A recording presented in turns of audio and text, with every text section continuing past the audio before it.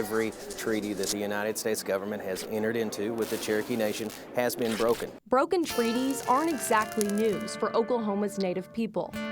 So why is the Cherokee Nation launching a new legal battle now? There's about 200 years worth of reasons and an unknown amount of money tribal leaders say the feds owe them. There was strip mining that happened right over our tribal lands through here. That's the kind of thing we're asking for an accounting for.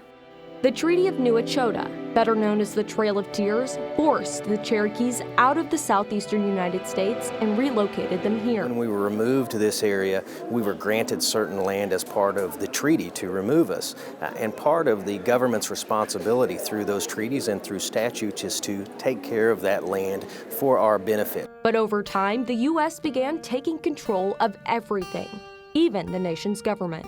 The president would appoint chiefs for the tribe so that those chiefs could carry out the legal duties that the United States wanted them to carry out. Secretary of Natural Resources Sarah Hill says prior to allotment and Oklahoma statehood, the Cherokees owned about 14 million acres of land. That land was broken up and taken from the Cherokee Nation, leaving the nation today with less than 5 million acres. Supposed to be making decisions based on what's best for the tribe, but they were really making decisions based on what was best for the United States at that time. This is part of the land the U.S. manages in trust for the Cherokee Nation. It was used for timber. The money from the timber was supposed to go to the nation or be used for its benefit.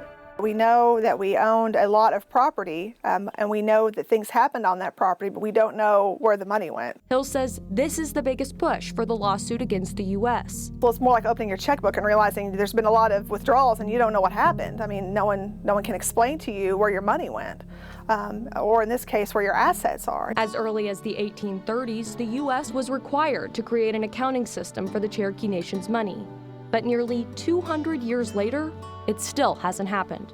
We can't look any further into the past than what we had control over. All they ask is the United States make good on its promises. We are strong. We have the resources to hold the federal government accountable. That's not always been the case, but it certainly is the case now under the leadership of Chief Baker, and we are holding them accountable through this lawsuit. The Cherokee Nation says it hopes to have a stronger relationship with the federal government following this lawsuit. But 2 centuries of mistrust and broken treaties won't fade quickly. Amy Jensen, Tulsa's Channel 8.